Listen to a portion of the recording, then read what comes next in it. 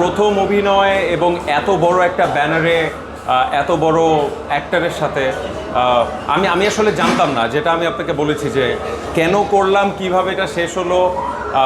আসলে অদ্ভুত একটা এক্সপিরিয়েন্স ছিল। আর শাকিব খানের কথাটা আরও একবার বলতে চাই, আর ট্রু সুপারস্টার, তাকে সেটে দেখাও একটা এক্সপিরিয়েন্স, তার একটা অরা আছে, উনি অসম্ভব হার্ডওয়ার্কিং, তার থেকে শেখার অনেক কিছু আছে। আপনার অভিনেতা হতে হবে না, আমার মনে হয় শাকিব খানের এই গল্পটা বলা দরকার যে তিনি 27-28 বছরে নিজেকে যেভাবে ভেঙেছেন।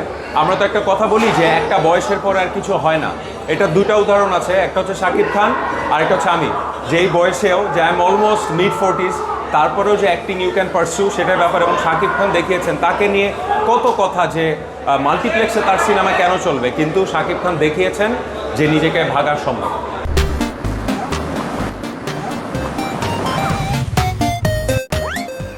মানে আমার মনে হয় যে সেখানে আমি আজমান রুশোকে অনেক ক্রেডিট দিতে চাই যে উনি আমাকে এটা বুঝতে দেননি এবং আমাকে অনেক ফ্রিডম দিয়েছেন যে আমি স্ক্রিনে কিভাবে নিজেকে প্রেজেন্ট করব, সেইটা আমাকে অনেক হেল্প করেছে। আর দিন শেষে আমার মনে হয় যে আপনি যত এক্সপিরিয়েন্স অ্যাক্টর হন বা নন অ্যাক্টর হন, নতুন অ্যাক্টর হন, ডেবিউ হোক, ইটস এ টিম ওয়ার্ক।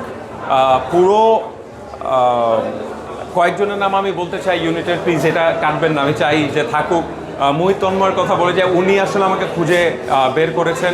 আমি নীল, মেহেক, জাহিন, ওদের কথা বলতে চাই, কস্টিউমে বিথি আপু, ঈশিতা এবং আলম, ওরা যেভাবে আমাকে টেক কেয়ার করেছে আমার মনে হয় যে আমি তাদেরকে অনেক ক্রেডিট দিতে চাই। But overall the experience was amazing.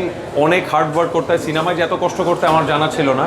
But again আমি বলবো পুরো টিমকে এবং পার্টিকুলারলি শাকিব খান এবং আজমান রুশোকে। সো প্রফেশনালি বেসিক্যালি যদি মিডিয়ার কথা বলি, আমি একজন উপস্থাপক, মূলত ক্রীড়া উপস্থাপক হিসেবে মানুষ চিনেন। এছাড়াও আমি কর্পোরেট শোজ করি। I have hosted miss universe Bangladesh পরপর 2 বছর। আর এছাড়া আমার একটা ব্যবসা আছে, খেলবে বাংলাদেশ, খেলাধুলা নিয়ে আমার কাজ। সেখানে আসলে আমার যেটা বললাম যে শাকিব খানের এই টার্ন অ্যারাউন্ড আমাকে সাহস দিচ্ছে যে হ্যাঁ, যে কোনো সময়ে ঘুরে দাঁড়ানো যায়, যে কোনো সময় নিজেকে ভাঙা যায়। তো এবং আবার নতুন করে নিজেকে যে খুঁজে পাওয়া যায়, সেটা আমি আমার জীবনে কাজে লাগাবো। এবং তরুণ যারা আছেন তাদেরকে বলবো যে আজকে হতাশ হয়ে নাই, Shakib Khan can do it, আপনিও পারবেন। তবে এই কথাটা বলা দরকার যে আমাকে যদি ছোটোবেলায় কেউ জিজ্ঞাসা করতো তুমি কি করবা, আমি বলতাম বাংলা সিনেমা করবো। ইউনিভার্সিটিতে যেও বলতো যে তুমি বড় হয়ে কী করতে চাও, যে বাংলা সিনেমা করবো। জিনিসটা জোক ছিল, কিন্তু আমি কমার্শিয়াল বাংলা সিনেমা করতে চাচ্ছিলাম। কিন্তু কখনো শাকিব খানের সাথে কাজ করব এটা আমি জানি না এটা কীভাবে হলো, এখনও আমার মানে অবিশ্বাস কাজ করে। বাট বিপিএলের সময় আমার এটা মনে হয়নি।